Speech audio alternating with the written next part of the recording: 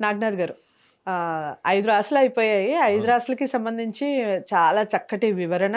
అలాగే వాళ్ళు ఎలాంటి స్వభావాన్ని మార్చుకుంటే వాళ్ళు సూపర్ సక్సెస్ అవుతారు అని. ఈ షష్టగ్రహ కూటమి వల్ల వచ్చే ప్రభావం ఏ విధంగా ఉంటుంది? అసలు వాళ్ళ మీద ఎంతవరకు పడుతుంది? ఎందుకు వాళ్ళు భయభ్రాంతులు కావాల్సిన అవసరం లేదని క్లారిటీ ఇచ్చేశారు సింహరాశి వరకు. ఇక ఇప్పుడు కన్యా రాశి. అవును. కన్యా రాశి వారికైతే మీరు ఒక మొబైల్ తీసి ఓపెన్ చేసి చూస్తే హ్మ్.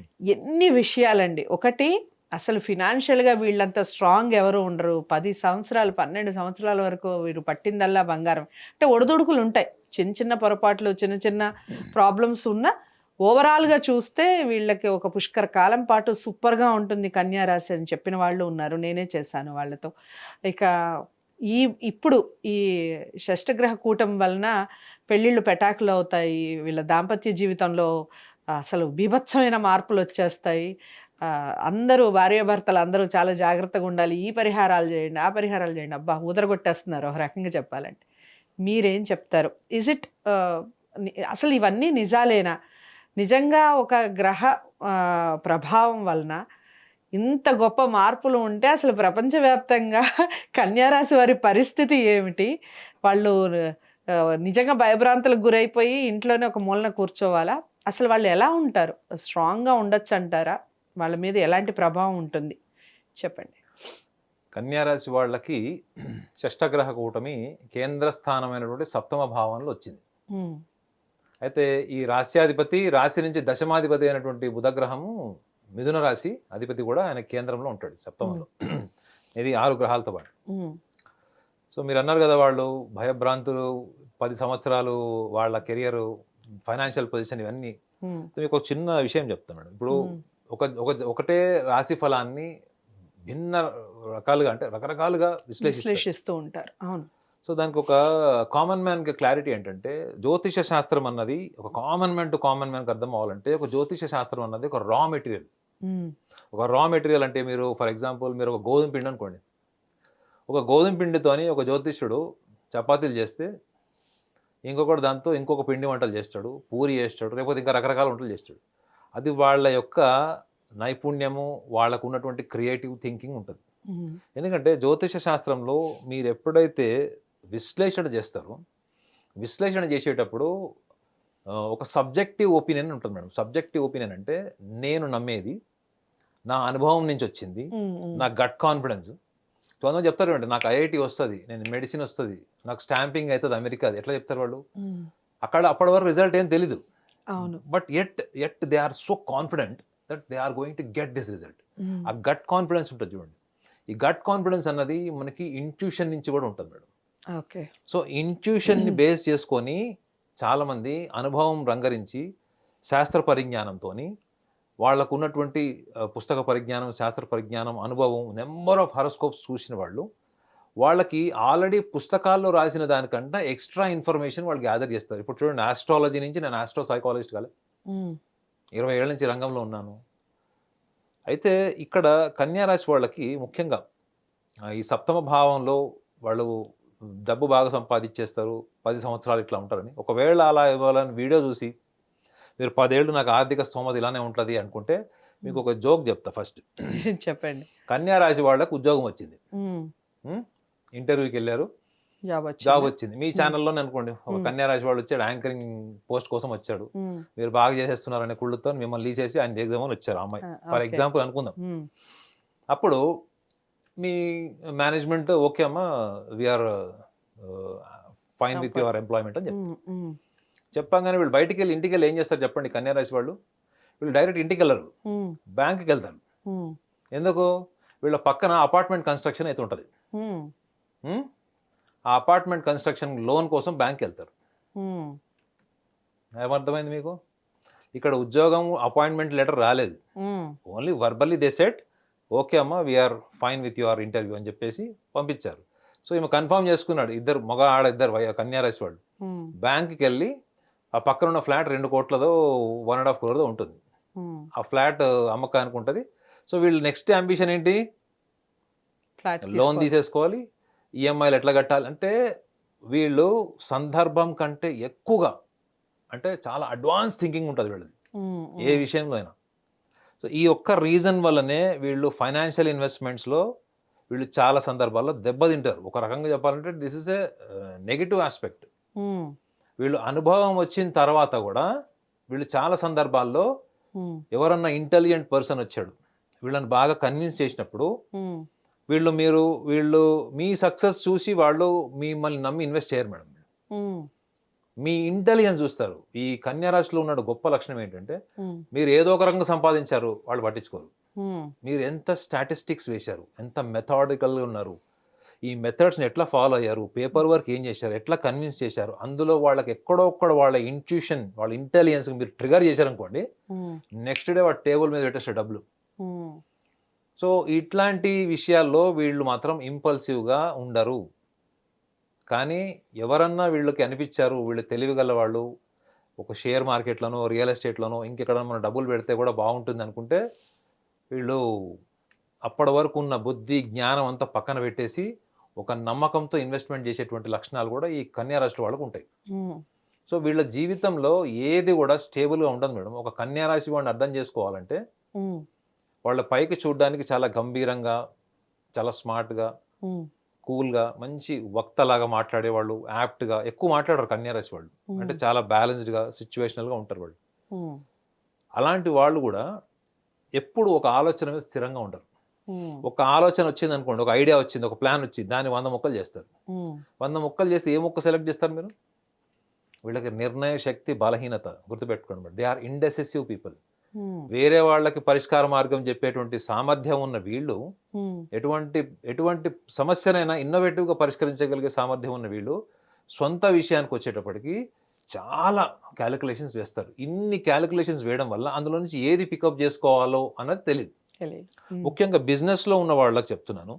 బిజినెస్లో ఉన్న వాళ్ళకి వీళ్ళకి ఫియర్ ఆఫ్ ఫెయిల్యూర్స్ ఉంటుంది madam. Okay. They are scared of um, failures. Um, so నేను ఫెయిల్ అవ్వకుండా ఉండడం కోసం ఎన్నో జాగ్రత్తలు తీసుకుంటాయి. ఈ జాగ్రత్తలు తీసుకోవడంలోనే పుష్కరాలు అయిపోతాయి. ఉమ్, షష్టి పూర్తి వయసు వస్తుంది, ఉమ్, కానీ నిర్ణయం ఎక్కడ తీసుకుంటాడు?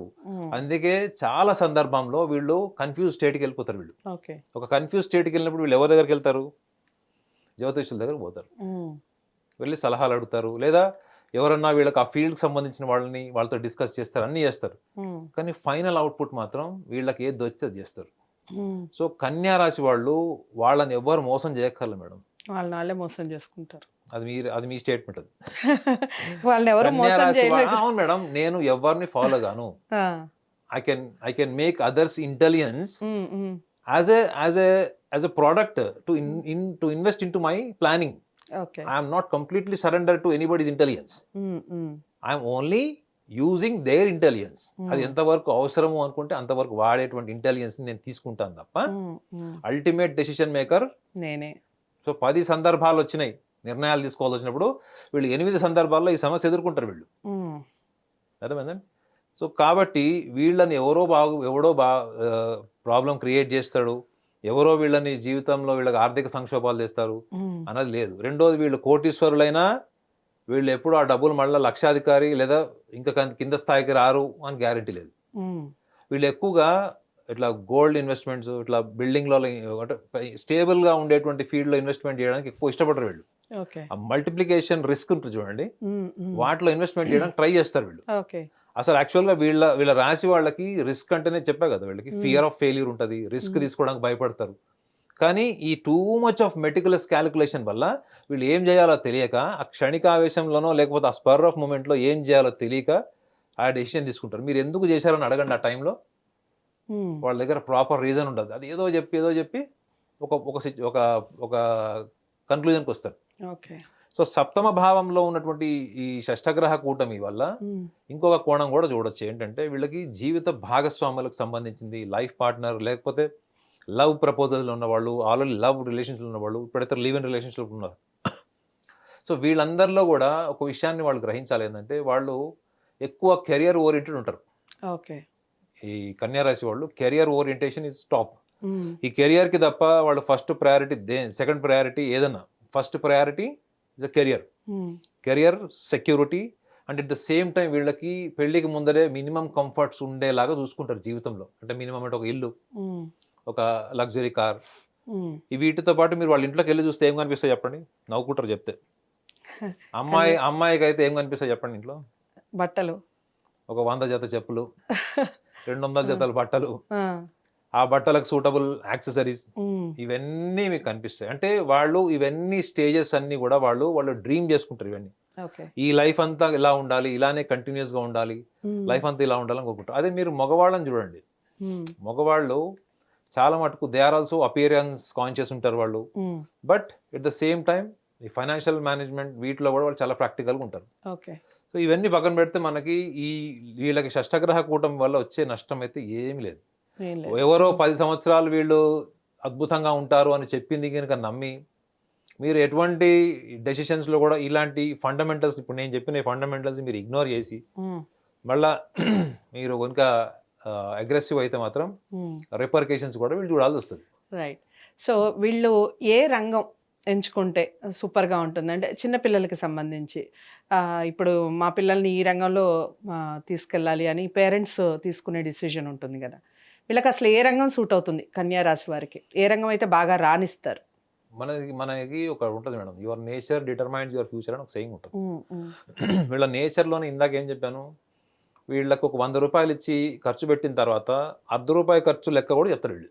ఉమ్, అంటే they are meticulous from the childhood. అంటే వీళ్ళకి ఏదైనా chartered accountancy, accounts department, finance అంటే ఎంబీఏలో ఫైనాన్స్ లాంటిది, ఉమ్, ఇవి స్టూడెంట్స్ లెవెల్లో అయితే మనం వాళ్ళకి ఇది ఇవ్వచ్చు. సజెస్ట్ చేయొచ్చు. రెండోది వీళ్ళకి చాలా డీప్ అండ్ పెనట్రేటివ్ నాలెడ్జ్ ఉంటుంది మేడం వీళ్ళకి. ఉమ్, అంటే ఉమ్, దేంట్లో అయినా చాలా రీసెర్చ్ ఓరియంటెడ్.